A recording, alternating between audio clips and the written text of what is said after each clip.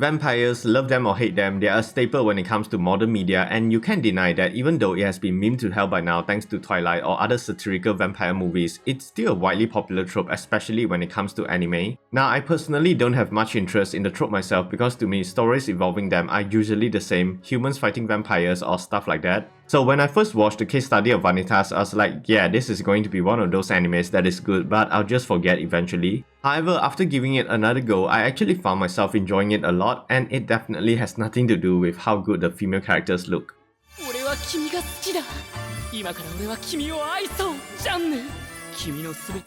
That said, the Case Study of Vanitas is written by Jun Mochizuki, the same person behind Pandora Hearts, and much like Pandora Hearts, the Case Study of Vanitas isn't your conventional shonen anime. Because unlike normal ones where the world is already established right from the start or at least gives you a general idea of how it works, Vanitas doesn't do that. From the characters to the plot and the world itself, everything is a mystery that can only be discovered as the author slowly drip feeds us the information in bits and pieces. So to give you an idea of the anime, it's basically set in an alternate 19th century steampunk Paris where vampires and humans live alongside one another in total secrecy. And to guide us in this world, we follow a vampire named Nowhere who is searching for a legendary artifact known as the Book of Vanitas, created by the vampire of the Blue Moon Vanitas to use against the vampires of the Red Moon. In his search for the book, he will encounter a human who calls himself Vanitas, and he just so happens to be in possession of said book. During a vampire attack, Noe witnessed Vanitas using the book to save a cursed vampire and return her back to normal. With this, Noe decides to join and help Vanitas in his quest to save the vampires of the Red Moon from becoming curse bearers that is seemingly caused by a mysterious being known as the Charlatan. The story might sound simple on paper, but what really got my attention is the way that everything is told. Because like I said, this anime does things very differently in that right at the end of episode 1, we are already told about the ending of the series, Vanitas dying at the hands of Noe. Now, the idea of spoiling the ending is not something new in anime and has been done often to varying degrees of success. However, for Vanitas, it works really well because at the start, we know nothing about the world, the story, and its character, but we only know about the supposedly climactic ending to the series. So whenever we are given any plot development or discoveries about the world and characters, we will always be reminded about that eventual ending, trying to piece together and find the bigger picture. I personally really enjoy this way of storytelling if it's done well, and I do understand if some people might be frustrated or dislike this sort of things. However, you can't deny that it makes the story quite complex and it's a smart way to keep the audience invested. But having a good story isn't enough to carry the entire series, and here is where Vanitas really shines, the characters themselves. The chemistry that Noe and Vanitas have is definitely entertaining to watch. They are complete opposites when it comes to their personalities or moralities. Noe is a kind-hearted and thoughtful person that views the world with a childlike curiosity, while Vanitas is a mischievous and narcissistic person that doesn't trust anyone but himself. And yet, despite their differences, they are able to bounce off each other so smoothly, and their individual stories can be so compelling as well. Like we see how Noe had to witness his best friend Louis turn into a cursed vampire and killing all his friends, only to discover that the teacher that took him in was none other than the charlatan itself. The same can be said about Vanitas too. He's full of mysteries, but we soon discover his family was murdered by vampires, and he ended up in the care of the vampire hunters known as the Chasso, who also performed cruel experiments on him until he was rescued by the vampire of the Blue Moon. However, these revelations really only come later in the anime because the author wants us to get to know Noe and Vanitas first, then letting us slowly uncover their secrets so it will feel more impactful. This character retrospection and subtle foreshadowing is really what keeps the story cohesive and interesting while still making the plot feel complex and unpredictable. Of course, this isn't just limited to Noe and Vanitas, even the supporting cast of characters have some relations to the story of characters, and this is the genius behind the Case Study of Vanitas, using the characters to literally serve as answers to the overarching story and mysteries of the world itself, meaning that the characters and world building are one and the same. But on a side note, I'm not afraid to say that the real reason I enjoy the show is because of the relationship between Vanitas and John. I like how she is considered to be a powerful vampire, but she can still be easily defeated by his flirting, and their interaction is easily one of my favorites in the anime. So let me know in the comments if you agree.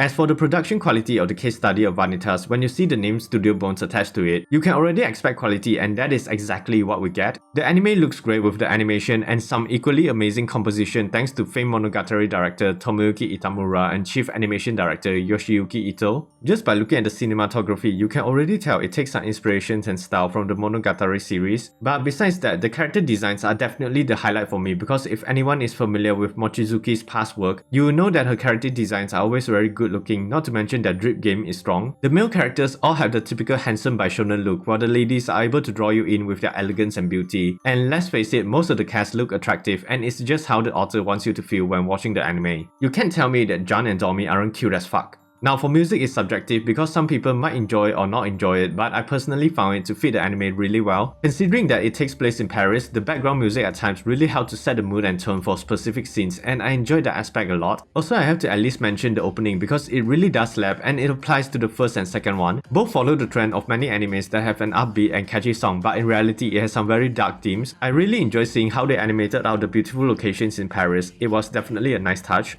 Overall, the Case Study of Vanitas has done many things right and it's a really good show, but I did see quite a few manga readers complaining about the adaptation, which I cannot provide any counter arguments to because I just watched the anime. However, as a standalone product without these details, I still think that the storytelling of the show and the character writing feels compelling to watch, not to mention the sick visuals and amazing sound design that really brings everything together. Now that I'm watching the second part of the show, I can wholeheartedly say that this is how a supernatural drama should be, and it's a shame that it will likely be one of those animes that will not stand out much in the mainstream. Anyways, this really changed my perception about those stereotypical good-looking vampires, and I do hope it will gain more popularity in the future.